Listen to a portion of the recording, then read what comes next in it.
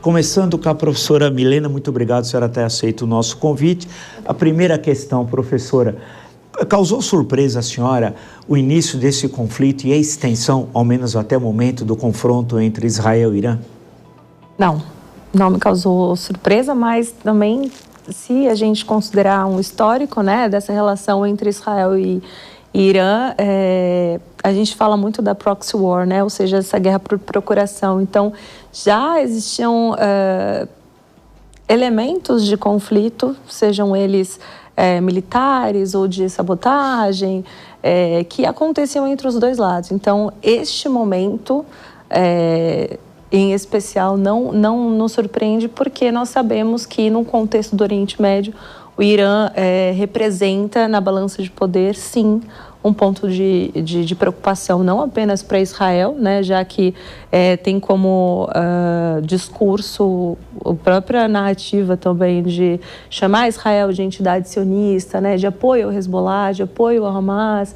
Então, não é uma surpresa, né, sobretudo considerando que foi uma agressão, obviamente, né? Claro que no direito internacional, com certeza, não existe essa consideração de ataque preventivo. É, de fato, uma agressão, mas nós entendemos as motivações, né? Para evitar, talvez, uma agressão nuclear. Mas o fato é que a retaliação e a resposta já era esperada por Israel, mas o Irã foi pego em um momento em que não estava tão preparado militarmente para considerar esse conflito militar. Então, não nos pega de surpresa, mas nós temos que esperar também as próximas horas, os próximos dias.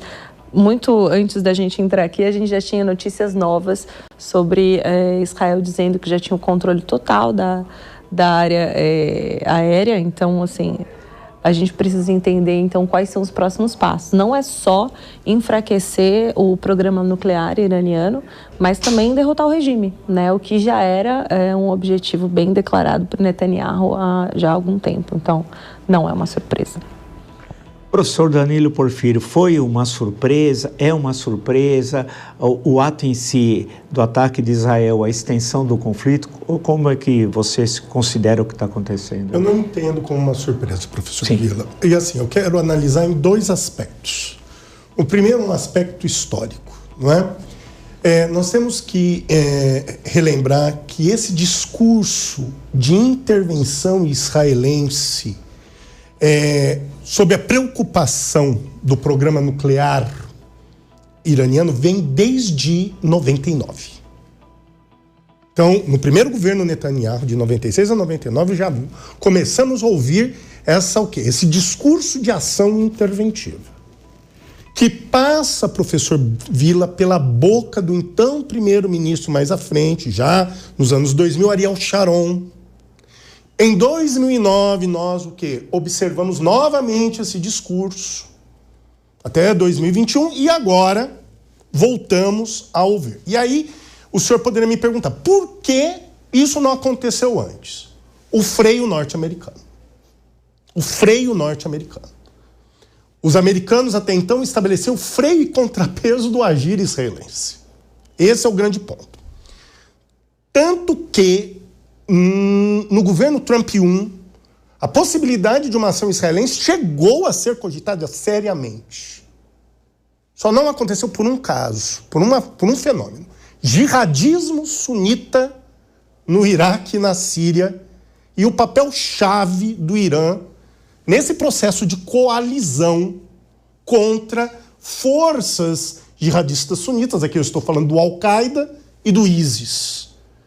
Não é? Então, nós temos que lembrar que a Rússia foi importante nesse processo, que o Irã, a Guarda Revolucionária Republicana e o Hezbollah foram importantes. O papel-chave iraniano no governo iraquiano naquele período.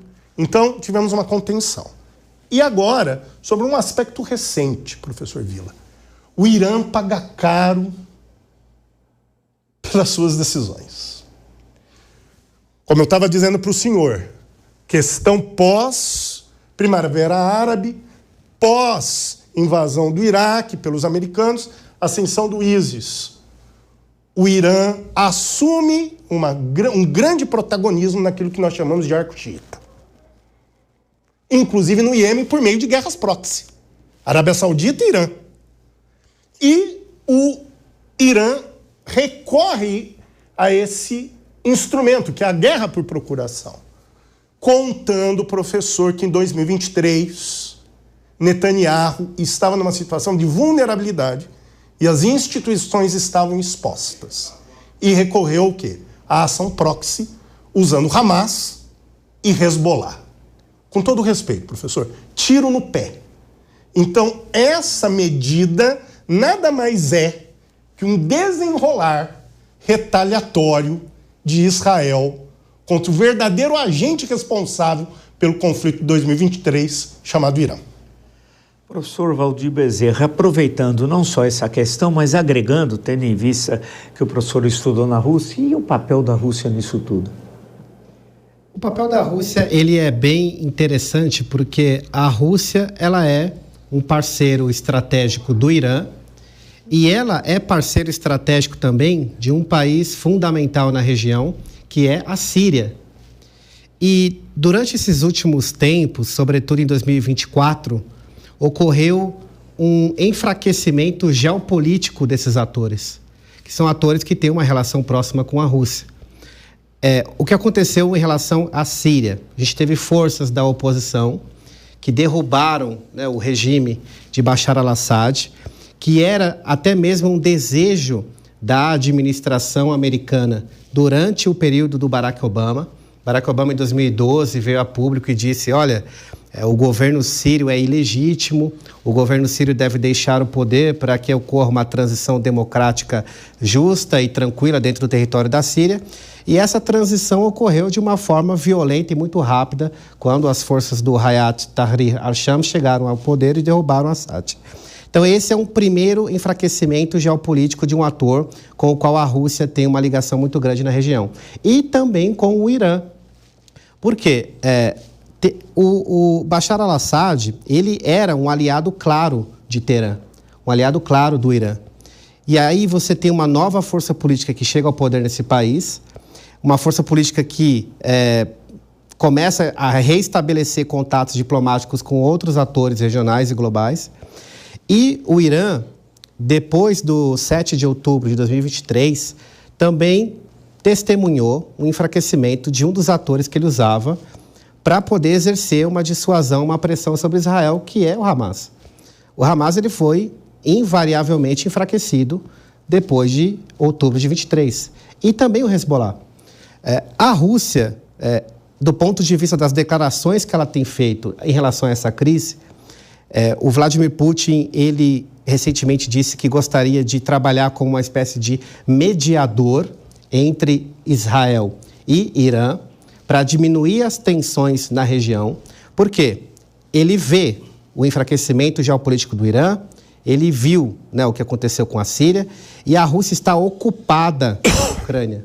A Rússia está ocupada com o conflito no leste europeu e não há muito que ela possa fazer a não ser tentar colocar panos quentes nessa situação no momento presente.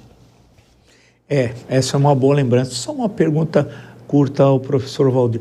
O Assad buscou exílio na Rússia e está lá, ninguém fala mais nisso, o que é curioso, né? E a Rússia continua com aquela base no Mediterrâneo, na Síria, né? Continua com a mesma base ali, no imenso conflito. A família Assad ficou tanto tempo no poder que vai passando e as pessoas acabam se esquecendo, né?